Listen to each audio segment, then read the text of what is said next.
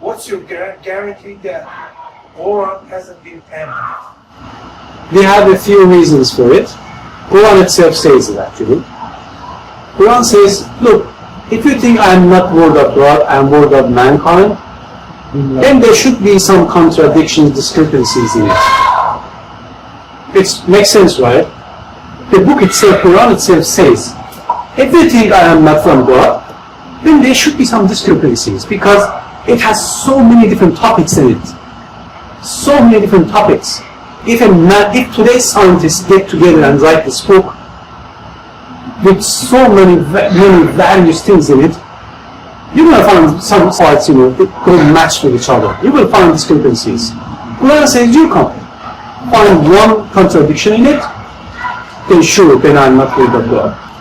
Second, there are miracles in it. There are miracles in it, which even today is considered as miracle.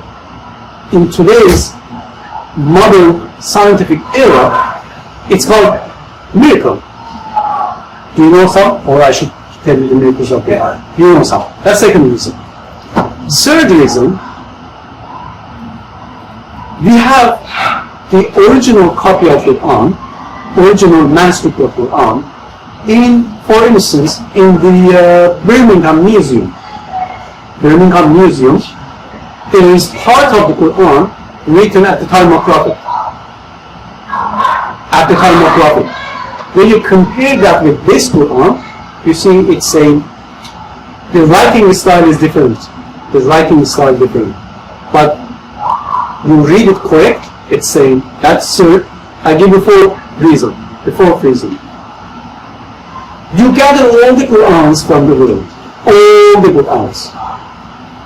Not the Qur'ans that unauthorized people start writing or no. The Qur'ans that is authorized. Muslim scholars accept it as Qur'an, right? You will see, they all are saying, there is no difference. That's fourth reason. I give you fifth reason. The Qur'an is the word of God. And you, this reason, you haven't heard from anyone, I guarantee.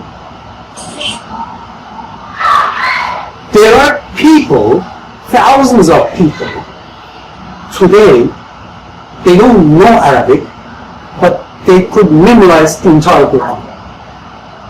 How can that be possible? It means that this Qur'an is so close to human spirit, human mind, that they can easily memorize it without knowing the meaning. They can speak Arabic, absolutely no Arabic.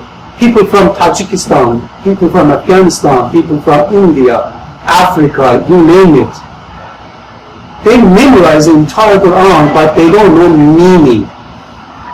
You show me one man could memorize a booklet, which is not in his own mother language. And you show me one Christian scholar, or a Jewish scholar, or a Hindu scholar, or a Buddhist scholar, or other religious scholars, who could memorize their own book in original language. Not one in the history. There have been claims, but there's no proof. They never tested. There have been claims from Christian scholars, but there is no evidence, there is no proof. They never tested. So the only book have been memorized by people even they don't know the language of Quran is the Quran. What else do you want? All kinds of reasons we can prove this is not word of human being, impossible. Yeah, okay. That's not understandable. Some people they don't understand the interpretation, so they say in one page Quran says kill people, and where it says kill people? Huh? Where? Show me a verse. يقاتلونهم. Home. Who is home? Home is not people. Home. It says وَاتَلُوهُمْ is not people. Home means them. Then you go back to the verses. Who is them? The people who fight with you. The people who kick you out from your town. About interpretation. You show me one commander. What is not interpretation? You show me one army commander tells you When your enemy attacks you, you don't defend yourself, you don't kill them. Show me one army commander. If a commander tells his soldiers, his army, that if enemy attacks you, you give your gun away. If they, cut your arm, show your other arm, cut other. No, they will tell, kill him right away, shoot him. Don't let him lift up his gun. That's what Qur'an says. If they attack you, and if they kick you out from the town, you do same to them. But if they propose peace, if they wanted peace deal, God loves peacekeepers and peace lovers. This is the Qur'an.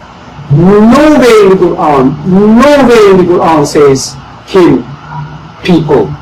There is no such a word, kill people. There is no way. Prophet himself, when they were coming to conquer the Mecca, he said, do not kill innocent people, do not kill civilians, do not harm children, do not harm women, do not harm trees, do not destroy their properties. Only fight with people who come to fight with you. He forgave everybody in the Mecca, including his enemy's commander, the chief of the enemy, Abu Sufyan. Quran is the only peace manuscript, peace-loving holy book. Bible is not that. In Bible, in 1 Samuel chapter 15, is in the Old Testament, in the Bible, it says, go kill their children, their women, their animals, their trees, their man, woman, old, young. Do not spare any living thing. Destroy them all, kill them all. You know what? You don't know what. Anybody knows why? Why God in the Old Testament in the Bible says to Shaul or Saul is the first king of Israelites. Listen. Saul is the first king of Israelites. God, through his prophet called Samuel was a prophet, orders the king, Shaul or Saul, these are Israelites, Jews, so-called Jews, go destroy their city completely. Children, man, woman, everybody. Why? Because 400 years ago, their ancestors didn't let Moses and the Israelites pass through their city. They said, you know what? These Midianites, 400 years ago, their ancestors said, Moses, Israelites, please, we don't want trouble. Don't come to our city. Just, you want to pass? Just pass from outside the city. Don't get into town. And that's their city. Then you want to go, let's say, India. If England says no landing, fine, maybe from Russia or from Stockholm or from other city. It's their country. They say, don't pass through my country. They say to airplane, you know what, don't land here. Just find another airport, another city. They don't find, they say, just, we don't want you to pass through my city. That's it. Well, it's their land, it's their city, it's their right. But 400 years later, they go back to this town, they completely destroy the city. What Quran says? Forgive. If they fight, you fight back. Very logical. Every modern army, ancient army, any army in the history of mankind agrees with that. Someone fights with you, with your country, with your people, fight back. But it's only Quran says if they want peace, you also go to peace terms. Bible doesn't say that.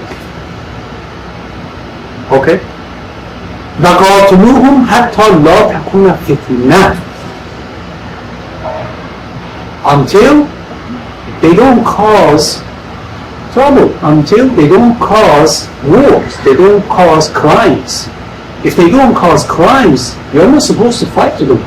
Quran says, you are not prohibited of doing good to unbelievers, to kuffar, to kafir.